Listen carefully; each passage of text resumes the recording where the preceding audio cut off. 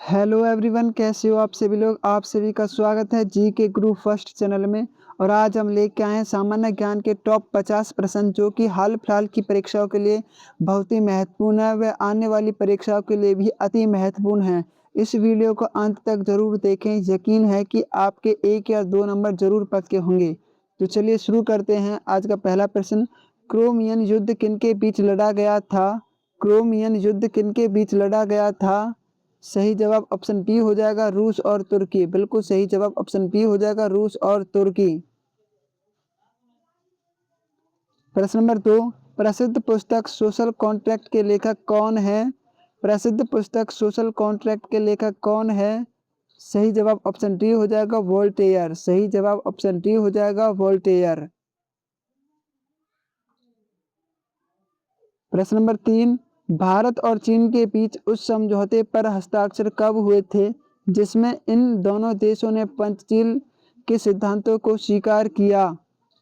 तो सही जवाब ऑप्शन सी हो जाएगा, 1954। बिल्कुल सही जवाब ऑप्शन सी, 1954। प्रश्न नंबर 4, साग सब्जी उत्पन्न करने वाले पौधों का अध्ययन क्या कहलाता है। साग सब्जी उत्पन्न करने वाले पौधों का अध्ययन क्या कहलाता है।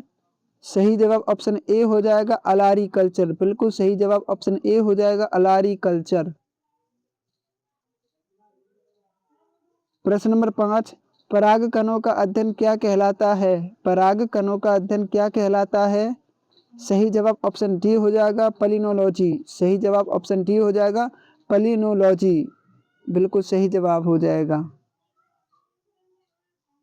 प्रश्न नंबर 6, पौधों के नाम देने वाला वैज्ञानिक क्या कहलाता है। पौधों के नाम देने वाला वैज्ञानिक क्या कहलाता है। तो सही जवाब हो जाएगा आपका ऑप्शन बी, वर्ग की। बिल्कुल सही जवाब ऑप्शन बी हो जाएगा, वर्ग की।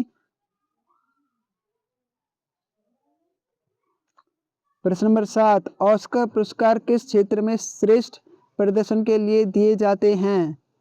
ऑस्कर पुरस्कार किस क्षेत्र में श्रेष्ठ प्रदर्शन के लिए दिए जाते हैं। सही जवाब ऑप्शन सी हो जाएगा, फिल्म। बिल्कुल सही जवाब ऑप्शन सी हो जाएगा, फिल्म।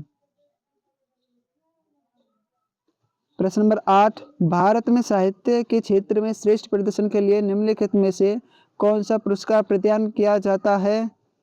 सही जवाब ऑप्शन डी हो जाएगा, भारतीय ज्ञानपीठ पुरस्कार। बिल्कुल सही जवाब ऑप्शन डी हो जाएगा, भारतीय ज्ञानपीठ पुरस्कार। प्रश्न नंबर 9, भारत सरकार निम्नलिखित में से कौन सा पुरस्कार नहीं देती। बिल्कुल सही जवाब ऑप्शन ए हो जाएगा, कलिंग पुरस्कार। बिल्कुल सही जवाब ऑप्शन ए, कलिंग पुरस्कार नहीं देती। प्रश्न नंबर 10, भारत की आज़ादी के समय इंग्लैंड में किस पार्टी की सरकार थी। सही जवाब ऑप्शन सी हो जाएगा, लेबर पार्टी। बिल्कुल सही जवाब ऑप्शन सी हो जाएगा, लेबर पार्टी। प्रश्न नंबर 11, भारत का संविधान लागू होने तक स्वतंत्रता के पश्चात शासन किसके अंतर्गत चलाया गया। सही जवाब ऑप्शन बी हो जाएगा, 1935 भारत सरकार अधिनियम के अनुसार। बिल्कुल सही जवाब ऑप्शन बी हो जाएगा, बिल्कुल राइट। प्रश्न नंबर 12, 1909 के इंडियन काउंसिल एक्ट में किस बात की व्यवस्था की गई थी। सही जवाब ऑप्शन डी हो जाएगा, सांप्रदायिक प्रतिनिधित्व। बिल्कुल सही जवाब ऑप्शन डी हो जाएगा, सांप्रदायिक प्रतिनिधित्व। प्रश्न नंबर 13, संविधान के किस भाग में अस्थायी, संक्रमणकालीन और विशेष उपबंधों के प्रावधान हैं। बिल्कुल सही जवाब ऑप्शन सी हो जाएगा, भाग 21। बिल्कुल राइट जवाब ऑप्शन सी हो जाएगा, भाग 21। प्रश्न नंबर 14, संविधान की निम्नलिखित अनुसूचियों में से कौन सी दल बदल विरोधी कानून से संबंधित है। बिल्कुल सही जवाब ऑप्शन ए हो जाएगी, 10वीं। बिल्कुल राइट जवाब ऑप्शन ए हो जाएगा, 10वां। प्रश्न नंबर 15, भारत के संविधान की किस अनुसूची में विभिन्न राज्यों में अनुसूचित क्षेत्रों के प्रशासन और नियंत्रण के लिए विशेष उपबंध हैं। सही जवाब ऑप्शन डी हो जाएगा, 5वीं। बिल्कुल सही जवाब ऑप्शन डी हो जाएगा, 5वीं। प्रश्न नंबर 16, 500 से अधिक रजवाड़ों देशी रियासतों के समय भारत में विलय के लिए कौन उत्तरदायी था? 500 से अधिक रजवाड़ों देशी रियासतों के भारत में विलय के लिए कौन उत्तरदायी था? सही जवाब ऑप्शन बी हो जाएगा सरदार वल्लभ भाई पटेल। बिल्कुल सही जवाब ऑप्शन बी हो जाएगा सरदार वल्लभ भाई पटेल। प्रश्न नंबर 17, नए राज्यों के गठन अथवा सीमा में परिवर्तन करने का अधिकार किसको है? बिल्कुल सही जवाब ऑप्शन सी हो जाएगा संसद को। बिल्कुल सही जवाब ऑप्शन सी संसद।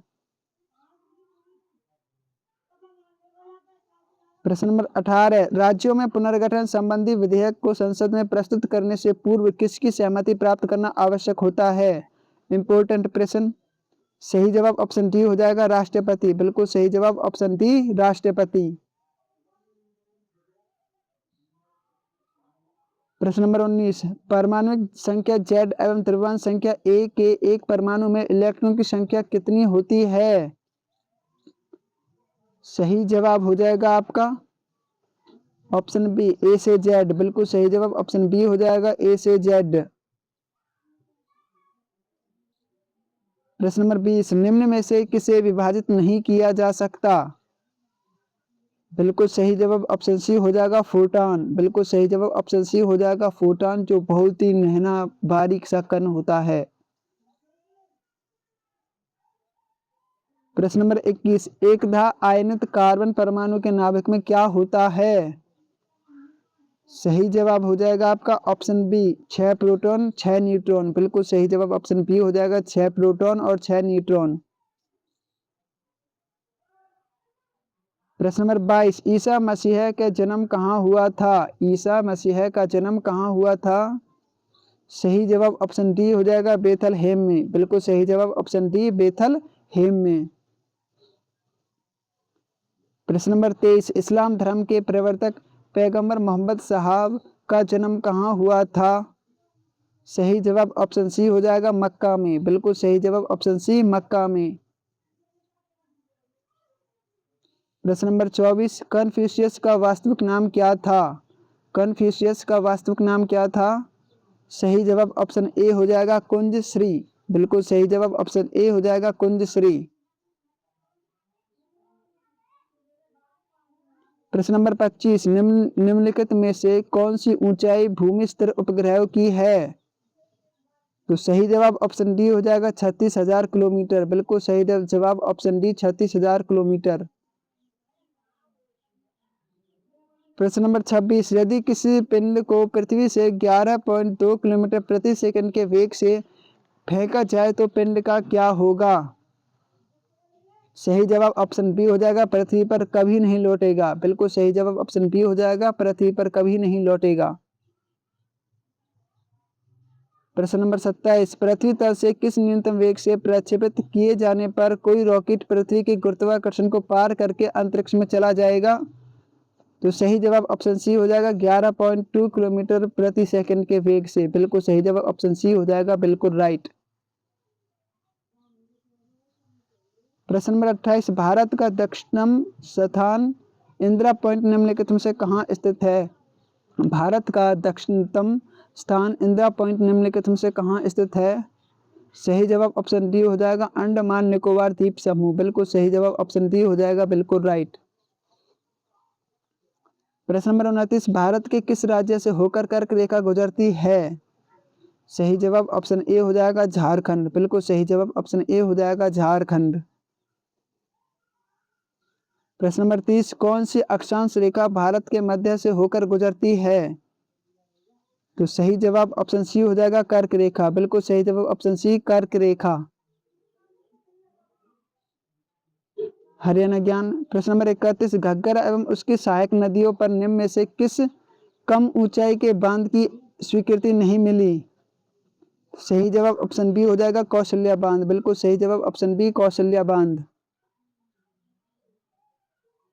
प्रश्न नंबर 32, गुड़गांव के अतिरिक्त किस जिले में गुड़गांव नहर द्वारा सिंचाई की जाती है? बिल्कुल सही जवाब ऑप्शन बी हो जाएगा फरीदाबाद। बिल्कुल राइट जवाब ऑप्शन बी फरीदाबाद। प्रश्न नंबर 33, वर्ष 2012 की जनगणना के अनुसार पशुगणना की पशुधन की संख्या कितनी है? वर्ष 2012 की पशुगणना के अनुसार पशुधन की संख्या है।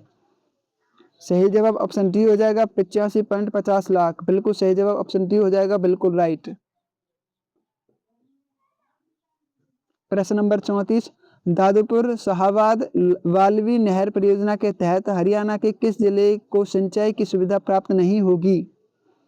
तो बिल्कुल सही जवाब ऑप्शन डी हो जाएगा, कुरुक्षेत्र। बिल्कुल सही जवाब ऑप्शन डी, कुरुक्षेत्र। प्रश्न नंबर 35, हरियाणा की किस सिंचाई योजना द्वारा भीकवेला, खरड़वाला, खुर्दकला, फुलिया कला आदि गांव की सिंचाई सुविधा प्राप्त होती है? सही जवाब ऑप्शन बी हो जाएगा, नागल उत्थान सिंचाई परियोजना। बिल्कुल सही जवाब ऑप्शन बी हो जाएगा, नागल उत्थान सिंचाई परियोजना। प्रश्न नंबर 36, पश्चिमी यमुना नहर द्वारा हरियाणा के निम्नलिखित में से किस जिले में सिंचाई की जाती है? सही जवाब ऑप्शन सी हो जाएगा, करनाल। बिल्कुल राइट जवाब ऑप्शन सी, करनाल।